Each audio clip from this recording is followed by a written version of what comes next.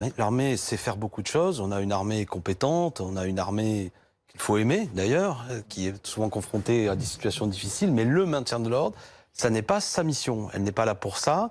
Il faut Elle était là pour la Coupe du Monde de 2018. Attendez, là il y a un mouvement social, il y a une tension, il y a un peuple en colère. Les manifestations en sont une émanation, mais on voit bien, vous le dites souvent, qu'il y a encore une majorité importante qui se reconnaît dans ce mouvement des Gilets jaunes, dans ce qu'ils portent fondamentalement, c'est-à-dire une volonté de mesures plus justes, plus sociales, une autre fiscalité plus juste, des droits démocratiques nouveaux, des mesures écologiques réelles, etc.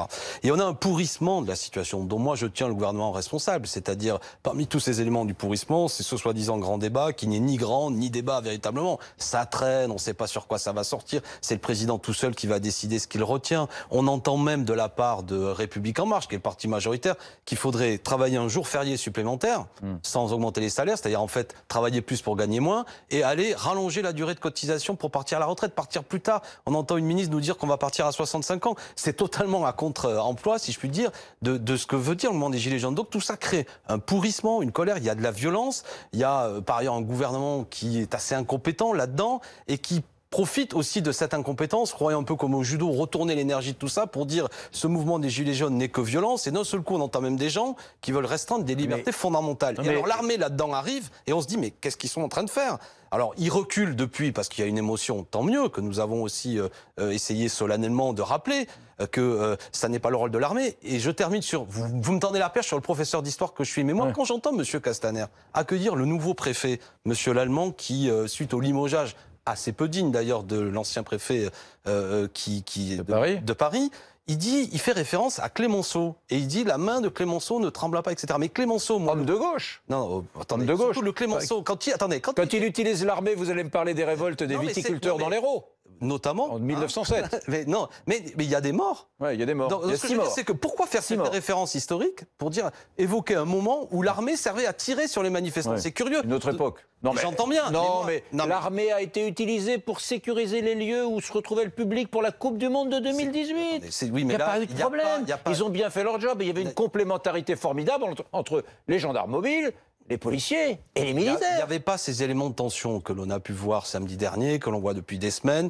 Mais justement, juste Alexis Corbière, ces éléments de tension, vous les avez vus, les images où des casseurs essaient de rentrer à l'intérieur des fourgons de police, probablement pour lyncher. Des policiers ont été lynchés au sol, gare à celui qui tombait parce que ça chauffait pour lui.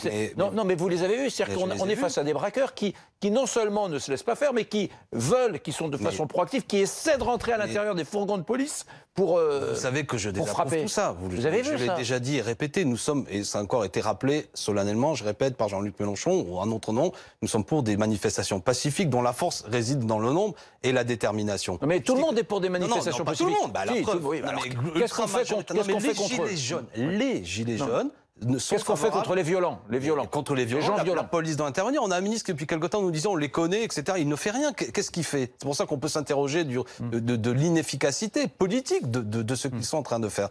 Mais surtout, revenons à l'essentiel, sur la violence. Moi, je peux pas, je vous ai écouté tout à l'heure, banaliser le fait que depuis le début de ce mouvement, on a eu 219 personnes blessées gravement à la tête. On a 5 personnes qui ont eu la main arrachée, mutilée à jamais, et on en a une vingtaine qui a été éborgnée. Et encore même, attendez, Eric, je termine. Est-ce la faute de la police? Est-ce la faute de la police? Notamment d'un matériel. Moi, j'ai proposé un projet de loi pour l'interdiction de ce matériel qui s'appelle LBD 40, lanceur de balles de défense, qui est selon moi inadapté.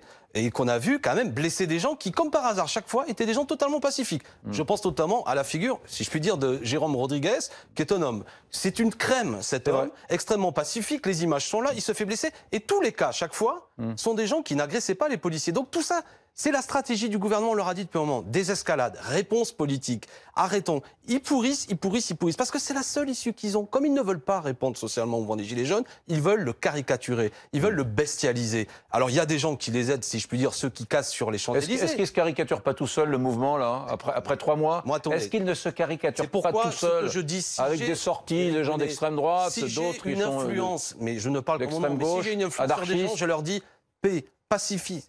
Pas d'affrontement. Ces affrontements ne servent à rien. Ils ne servent à rien. Ils servent à faire en sorte que, après, je vous cite BFM TV, nous rappelle que la journée, c'est des flammes, c'est des cris, c'est de la violence, ce qui, franchement, ne donne envie à personne. Alors que ce mouvement reste majoritaire. BFM n'a pas inventé les flammes. Non, mais j'entends bien. Ce que je veux dire, c'est que les chaînes d'information, évidemment, mais après tout, c'est votre métier. Enfin, je le reformule autrement. Ce qui fait l'événement n'est pas le fait qu'encore aujourd'hui, après toutes ces semaines, il y a une majorité de Français qui veut une autre politique, qui ne se reconnaît pas dans ce que fait Emmanuel Macron. Je regardais ce qu'a fait M. Bourdin, qui est une radio amie, si je puis dire, de BFM. Ils ont sélectionné les propositions des Français. Je l'ai reçu à mon bureau à l'Assemblée nationale. Les premières mesures, c'est qu'il faut augmenter le salaire des enseignants, il faut rétablir l'ISF, il faut de la justice fiscale. C'est ça que veulent les Français. Le programme, les Français Gilets jaunes veulent le programme de la France Insoumise. Non, mais on n'est pas loin. Celui de Jean-Jacques Bourdin, je ne savais pas qu'il était France Insoumise. Vous avez fait tout un travail avec cette radio, je dis vous, comme groupe. Et ceux qui s'expriment majoritairement, c'est ça, c'est à ça qu'il faut répondre. Si est-ce que vous ne répond pas, voire même, y compris, fait des provocations. Et je vais vous le dire, il y a 2 jours, ce qu'a fait M. Griveaux, c'est une provocation. Qu'est-ce qu'il a fait, en disant que parmi les éléments de renforcement des forces de l'ordre, on va faire appel à l'armée. Franchement, est quelque chose d'inquiétant. Avec en plus le général... regardez, Alexis Corbière, regardez justement la réponse de Macron à tout ce qu'on est en train de dire. Il s'est exprimé, le président de la République, cet après-midi, sur le maintien de l'ordre demain. En aucun cas, l'armée dans notre pays est en charge du maintien de l'ordre et de l'ordre public. C'est un faux débat absolu. Ça n'a jamais été le cas ces dernières années et ça ne sera pas davantage le cas. Et donc ceux qui jouent à se faire peur ou à faire peur à certains ont tort. Mais là, j'imagine qu'il parle de son propre porte-parole. Pourquoi il y a 2 jours, M. Griveaux a fait une conférence de presse où, quand il a décrit tous les éléments nouveaux du dispositif des forces de l'ordre, il a rajouté qu'il allait avoir un dispositif renforcé de sentinelles pour venir en appui. Je ne sais pas s'il parle de son propre porte-parole, mais il répond surtout à la conférence solennelle de votre patron, Jean-Luc Mélenchon, qui fait une conférence de presse assez solennelle à l'Assemblée nationale, et qui convoque le lyrisme républicain en disant l'armée française ne tirera pas sur des Français. Et il a raison. L'honneur de l'armée. Moi, je siège à l'Assemblée nationale, à la commission de défense et armée. Beaucoup de militaires avec qui nous discutons n'apprécient pas cette situation, ne sont pas d'accord, disent ce n'est pas notre métier, nous ne voulons pas être mêlés à ça. Il faut que le peuple français ait confiance dans son armée, que ce lien ne soit pas rompu. C'est ce que veut tout le monde. Et si on se retrouve dans une situation de tension, qui nécessite quand même un certain savoir-faire, qui nécessite un certain type de matériel, adapté à la situation, cela a été dit tout à l'heure, Dominique Rizet, votre spécialiste, le disait bien, un militaire, imaginons cette situation de grande tension, c'était au mois de janvier, où le ministère, c'est encore M. Griveaux, avait été enfoncé par des gens. Imaginons des militaires se retrouvent dans cette situation. Ça peut amener quelque chose qui à l'arrivée est terrible, dont nous ne voulons pas, qui participerait à augmenter dans cette escalade de violence. Mais je le répète au point de départ, une situation de pourrissement, une stratégie de pourrissement comme le fait le gouvernement, produit des effets pourris. On en est là. Aujourd'hui, on est dans une situation de pourrissement, ce qui est tout à fait négatif, alors qu'il faut s'en sortir par le haut. On est un grand pays.